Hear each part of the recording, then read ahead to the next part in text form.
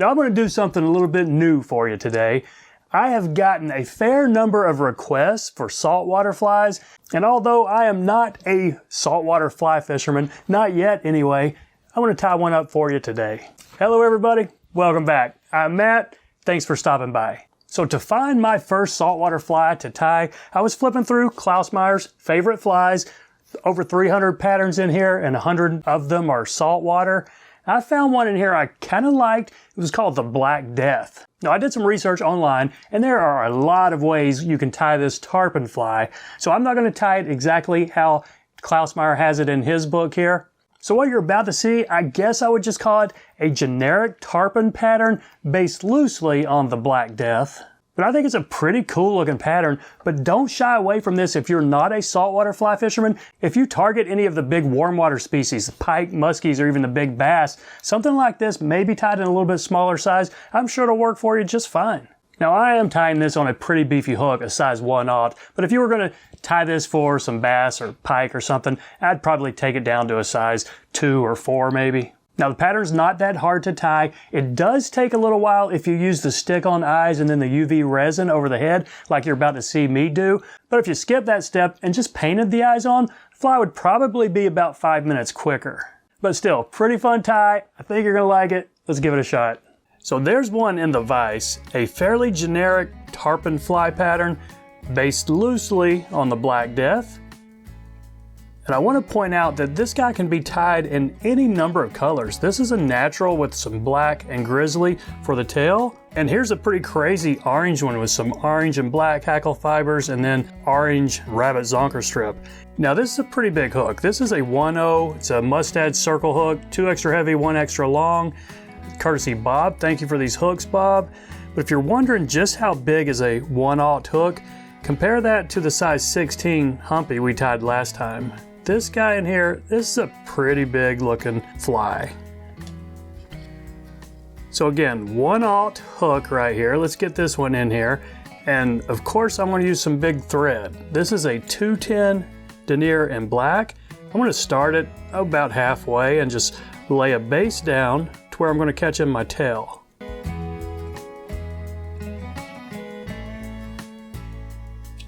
Now here's where we have a lot of options for the colors of these guys. You saw we did it with the natural a minute ago and then also with some bright orange. I'm gonna get crazy. I'm gonna do some purple strung saddle hackle surrounded by some black feathers right here. So try to put the concave sides together so that you get a little bit of that splayed out. And I cheated a little bit here. I went ahead and affixed these together before I tied them on with just a small drop of UV resin.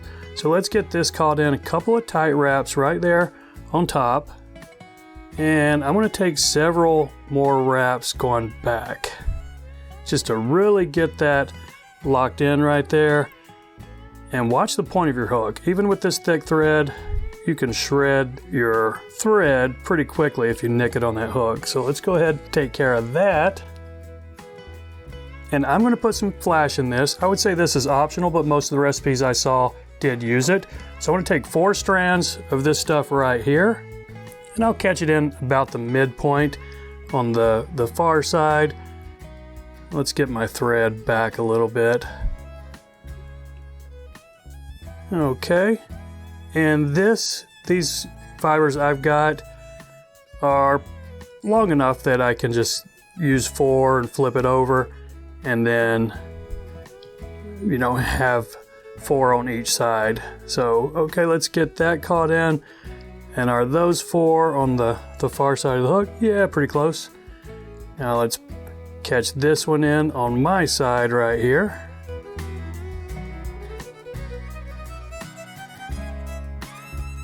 Okay, now really lock this in.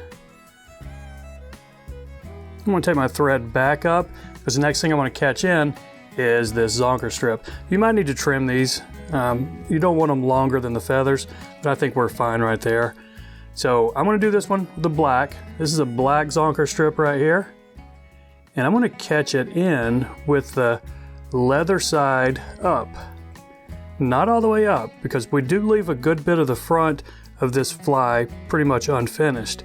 So let's catch this in right here. and just several tight wraps to get you back to the tail feathers. Okay, I think that is about far enough. Open wraps to get me back up here. And what I've seen a lot of folks do, they will put some super glue. So let's just go ahead and put a little bit of Loctite right here, just a small drop. Now let's wrap this zonker strip almost like it's a collar hackle. Try to keep the leather side toward the hook, and then just pull this back as you wrap it around. And I don't really want these leather pieces to overlap each other. If they do, you're going to be fine. These are not laying back like I want. I'm going to probably have to wet my fingers and brush them back in just a second.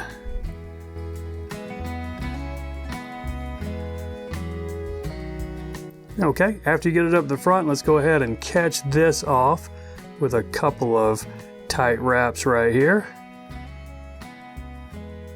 Now we can snip off this. Take your thick scissors, you're cutting through leather right here. And let's take this back just a little bit, bind this in, but we're going to use part of this to make our head in just a second.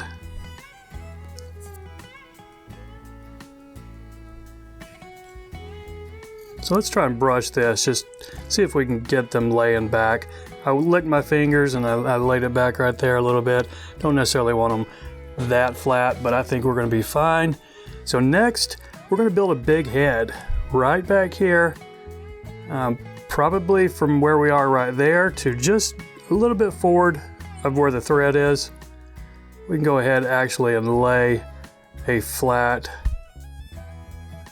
base right here. My thread is fairly wide and fairly flat. Now we'll get right here. I'm going to speed this up. Just going to build a big head.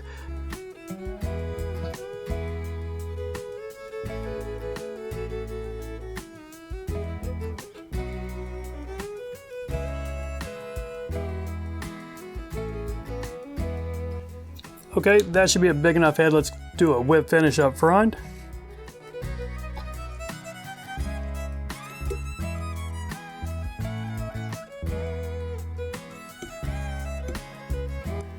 Now the next thing I'm going to put on, some of these realistic eyes. I think these are from fish skull, probably 1/8 of an inch eyes. I will put a little drop of super glue. The eyes are adhesive back, but it's not a real strong adhesive. So just put a small little drop of super glue right there, maybe just a touch more than that. There we go. Now I'll do that on both sides.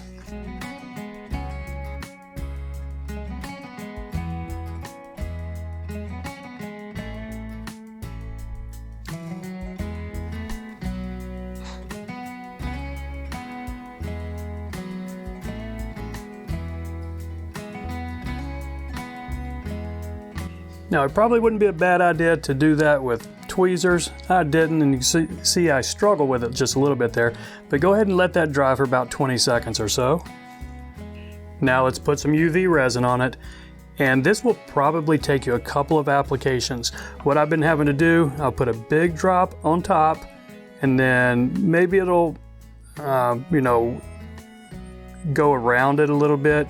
I'm going to ultimately cover up these eyes. But that's my first drop.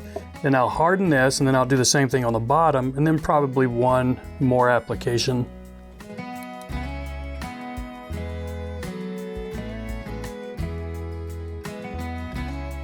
Now let's do the same thing on the bottom, and we might need to do it more on top as well, but 2 or 3 good applications till you get the head the size you want.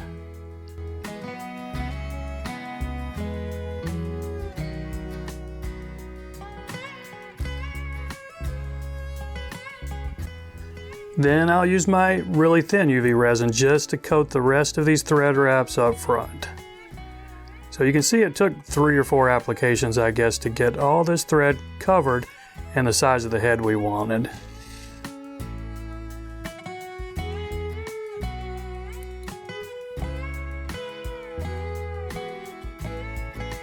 So there you go, a fairly generic tarpon fly.